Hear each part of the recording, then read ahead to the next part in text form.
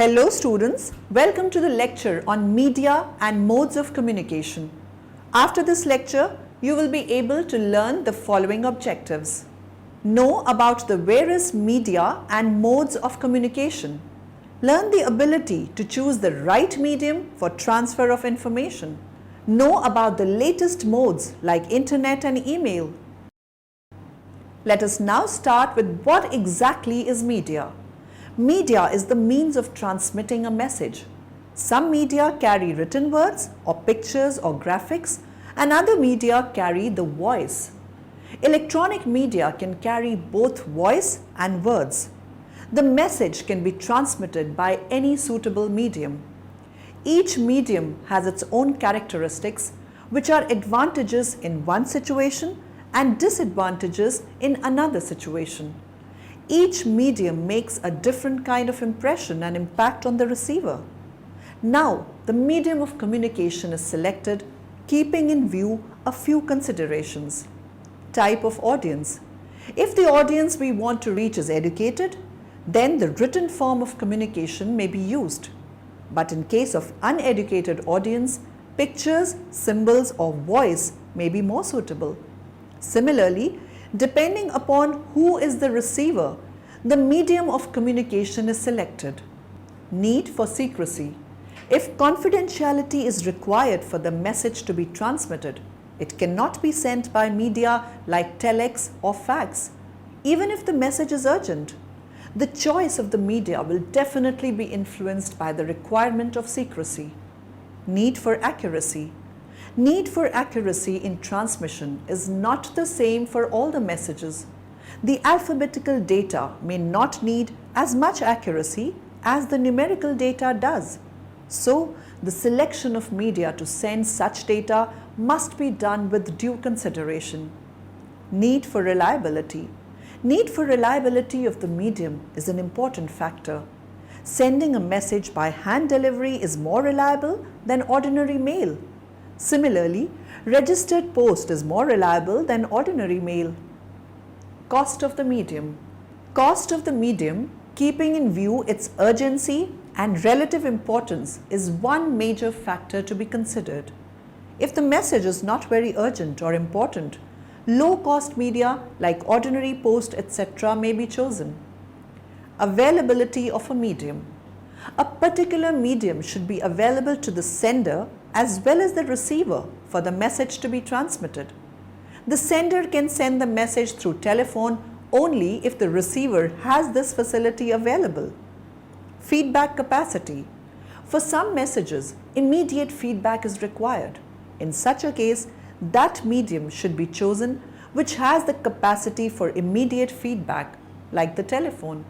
Availability of a printed hard copy for record. If a printed copy of the message is required for record, and then the message cannot be transmitted by oral or vocal mediums like telephone, in this case, letter, email, or fax may be suitable. Requirement of the situation. Sometimes a particular situation may create the need for a particular medium of transmission. For example, to offer a formal note of thanks or to officially congratulate somebody, a written communication may be more suitable. Intensity and complexity of the message. Many messages have an emotional content or may be complex in nature or carry an intense result with them. Care has to be taken while choosing the medium for such messages. Modes of communication. Now let us talk of modes of communication. The modes of communication are defined as conventional modes and electronic modes. Conventional modes. Media which have been in use for a long time and depend on traditional carriers are called conventional modes. These include postal mail, courier, hand delivery, telegraph, telex. Postal mail. The postal service uses rail, road and air transport and is usually a government-owned network with links with all other countries. Various types of mail services are available like ordinary mail, registered mail, which may include AD, acknowledgement due, quick mail service, QMS, express delivery, and under certificate of posting, speed post. Speed post, a special service offered by the post office, ensures delivery of letters and parcels on the same day within the city, within 24 hours to certain cities in the country, and within 48 hours to cities in other countries. This service is not available in all cities. Courier services are private. They collect and deliver packets door to door at any time during the day. Though the cost is high, this is a very quick service for the delivery of letters and parcels. Their door-to-door service is a great advantage. Courier companies are recognized as commercial companies. Courier services are the modernized, sophisticated form of the messenger or runner of the old days before the postal service. Hand delivery.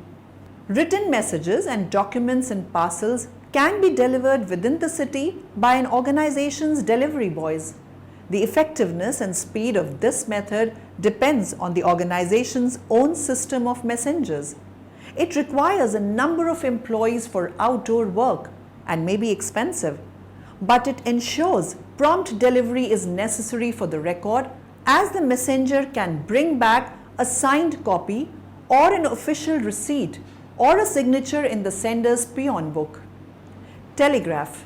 Telegraph is government-owned network in most countries. It has links with all other countries. It works by transmitting sounds in the Morse code. Telegrams can be sent ordinary or express. There is also a facility for reply-paid telegrams. You can send a telegram and pay for the other party's reply telegram at your telegraph office.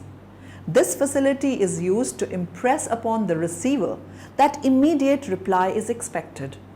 The telegraph office registers special telegraphic addresses for companies on application. This address is only one word. The only addition needed is the PIN code number. A telegram is used for external communication, for contacting customers, suppliers, traveling salesmen, branches, office, etc. A telegram gives an impression of urgency and therefore gets immediate response. This medium's importance has been substantially reduced by fax and mobile phones in large cities, but it has an excellent network which reaches even remote parts of country where the modern media have not yet reached. Telex. Telex, short form of Teleprinter Exchange, is a worldwide teletype service providing instantaneous communication through a direct dial teleprinter to teleprinter system. Messages can be sent and received 24 hours a day. The system of direct dial teleprinter exchange was introduced in 1958. Within 10 years, it had more than 25,000 subscribers. It enables subscribers to send message and data directly to each other. Telex connection is got through the post office. Each subscriber has an identification code for connection. The teleprinter has a keyboard for typing message and a transmitter or receiver for sending and receiving messages. The machine is fitted with a roll of a paper and message can be typed out continuously. When a message is typed on the sender's machine, the same message gets typed at the same time on the receiver's machine also. The advantage of this machine is that it automatically types out a received message even if the machine is not attended. The sender and the receiver can carry on a two-way dialogue by typing out in turn. Telex messages are paid for on the basis of the time taken from transmission and the distance. The charge begins as soon as the connection is made. Telex has an excellent international network. As Telex connects, the two communicate in real time. It is not subject to problems like viruses. It is used mainly by organizations like railways, ports, stock exchange and banks, etc., which need constant international communication. Electronic modes. These are media which transmit signals instantly from any source to any destination in the world by modern electronic technology. They are telephone, intercom, cell phone, fax, email, teleconferencing, internet. Telephone. This form of electronic communication has been around for nearly a century. It is the most useful and universal medium of oral communication with a person who is not present at the same place as the sender. STD, subscriber trunk dialing, allows a user to make call to a number in another city directly without having to call the operator at the telephone exchange. Every city has code number which you dial before dialing the personal telephone number. ISD, International Subscriber Dialing, allows the user to call a number to any of the major cities of the world without calling the operator at the telephone exchange. Every country has an international code number which you dial before dialing the required city code and personal telephone number. Technological advancement has made the telephone instrument so sophisticated that it is able to provide a number of services. An answering machine can take a message if you cannot answer it. Caller identity device attached to the telephone can show the number from which the incoming call is being made. Intercom. The intercom is an internal telephone system which allows communication between persons in different parts of a building. It eliminates the need for visiting another part of the office and the need for a peon to carry written notes and messages. Some intercom instruments have facility to broadcast messages to the entire office over all the internal lines or a particular location on one line. Cellular phone. The cellular phone is based on a combination of the old radio technology and emerging telecommunication technology. When a cellular call is placed, a radio signal travels from the phone to a receiver or transmitter within a cell. As a person making or receiving a call with a cellular phone moves from one cell to another, the call is automatically passed from one cell to the other. Cellular phone instruments have facilities for storage of numbers, record of missed calls, for receiving text messages, and for receiving information given by the network about the weather, about conditions on the road, and other vital news needed while traveling.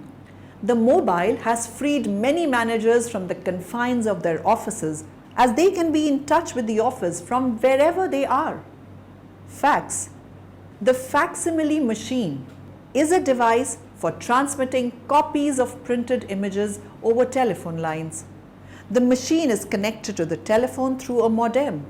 The sender has to dial the receiver's fax number, insert the documents into the machine, and press the start button. The receiving machine decrypts the signals and uses its inbuilt printer to produce an exact photocopy of the original page. Fax permits quick exchange of information and documents between offices and organizations and individuals. Fax is used only for documents which are not confidential. However, you can arrange to be alone with the machine when a confidential message is being sent. The printout contains the time, date, and the fax number of the sender's machine. The sender gets a confirmation printout showing the receiver's fax number, the date and the time of transmission, and the number of pages transmitted. Fax can be sent through a computer provided the required software and a modem are installed and a telephone line is connected to it. Fax through a computer can transmit only messages which have been created on the computer. It cannot transmit a document as it is, as the fax machine can. Faxes have been available for many years and are popular in business offices. Newer fax machines are digital, allowing communication via computer and are much faster than the old ones. Email. Electronic mail requires a computer, a telephone line, and a modem if a modem is not inbuilt in the computer. Email is the most frequently used application of the internet. In order to send an email, you must know the recipient's name. Email uses packet switching technology. There is no additional cost in sending email, even long distances. Earlier, Hotmail was the only free email service on the internet. Now there are many web-based email services. Every search engine provides the internet user with an email service. Gmail, Yahoo Mail, Atavista Email, Rediff Mail, etc. are some of the popular free email services. Setting up a free email account is easy. You have to make up the ID name you want and the password you want and enter them. You have to remember your password and enter it each time you want to check your mail. You can have an email account even if you do not have a computer or an internet account. Email has contributed to relationship building since it is easier to keep in touch. Teleconferencing. Teleconferencing can be defined in several ways, but most people agree that it can be defined simply as bringing people together without having to spend time and money on travel. There are three types of teleconferencing: audio teleconferencing, audio graphics teleconferencing, video teleconferencing. Audio teleconferencing. Audio teleconferencing provides the interactive elements of the telephone. It is the most frequently used, most productive and inexpensive medium. It is also called phone meeting. It does not need any special equipment other than the ordinary telephone. The main factors for its widespread acceptances are easy to use, everyone can use a telephone. Easily available. Telephones are available anywhere. Easy to participate from any telephone line in the world. Takes only a few minutes to set up a conference call. Costs little. Audio-graphic teleconferencing provides the facility to move text, computer-generated image, photographs and large files over ordinary telephone lines like the internet. It is not as expensive as video conferencing, but still requires going to the location that has the equipment or investing in the equipment. Internet. The internet is a worldwide collection of computer networks that cooperate with one another by using a common software standard. It conveys data through satellite links and telephone wires.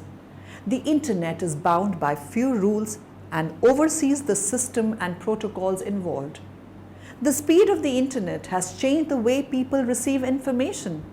The size, scope, and design of the internet enable users to connect easily through an ordinary personal computer and local telephone line, exchange electronic mail and also attach files which are on their computer, share business and research data among colleagues, request and provide help with problem and questions, post information for others to access and update the information regularly, publicize and market goods and services, gather valuable feedback and suggestions from customers and business partners, access multimedia information which includes photographic images, sounds and video, join group discussions on any subject, subscribe to mail lists on topics of interest and receive views expressed by members of the group on the topic.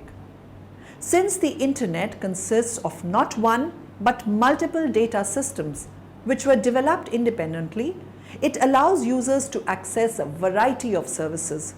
The most important and popular ones are email for exchange of electronic mail, Internet Relay Chat (IRC) for sending private and public messages to other users and real time, Usenet news groups for posting and answering messages on public bulletin board, File Transfer Protocol (FTP) for storing and retrieving data files on large computer systems.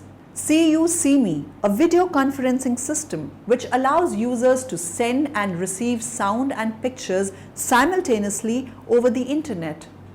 The nature of the internet changed dramatically in 1992.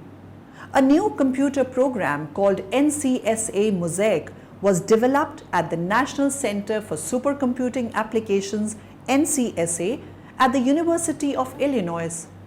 This was the first web browser. With the browser, it was easier to access the different websites and soon the websites began to include video files and sound files. In India, VSNL began to give internet connections in 1995. The expansion of the internet has coincided with the coming of powerful yet reasonably priced personal computers and easy-to-use graphical operating systems. Media of mass communication. Now, mass communication is communication from many to many. The messages are prepared by teams, as in newspapers, radio, TV, cinema, and reach a large number of people all over the world. The distance between the sender and the audience is very massive. The modes of mass communication are newspapers and magazines, notice board, hoardings and billboards, radio, television, film, internet. Newspapers and magazines are the most common means of mass communication.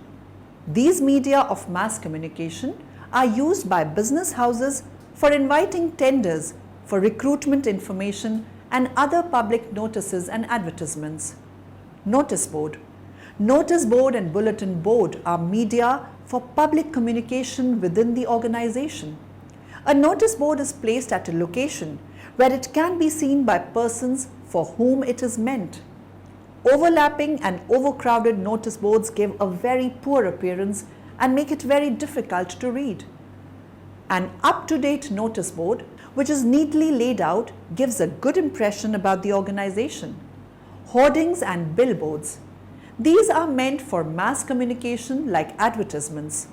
They are used for displaying posters, conveying simple ideas. They usually have a short message in large letters and also include pictures. Location of the boards is important. They are usually placed high up and can be seen from a distance. Most recently, hoardings made up of flex are commonly used. They are lighted up at night and make the roads look more attractive. Radio. The radio is a medium of mass oral communication. News, notices, advertisements and entertainment programs are transmitted to the general public by radio. Radio was mostly a tool of communication for rural areas, but recently, with the renewal of FM and bands like Radio Mirchi, Red FM, etc., it has once again become popular in cities. Film. Film is also a powerful medium of communication. It is the audio-visual medium which combines all possible forms: written, oral, non-verbal, visual or auditory. A film can be shown in the cinema theatre or projected on a small screen in a room with a film projector or transmitted through television. It can also be viewed on computer monitor through CD or internet. This is one medium through which even the uneducated public can be influenced. Internet. This is the most recent of all the mediums and is most popularly used in today's globalized scenario. Though its use is still limited to the educated and computer-friendly class of people, Internet is still in the process of being most widely used and a media for mass communication. Summary. Let us now summarize what we have learnt in this lecture. Medium is the means of transmitting a message. Some media carry written words or pictures or graphics, and other media carry the voice.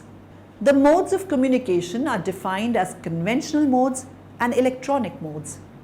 Conventional modes include postal mail, courier, hand delivery, telegraph, telex. Electronic modes include telephone, intercom, cell phone, fax, email, e-conferencing, teleconferencing, internet. Mass communication is communication from many to many.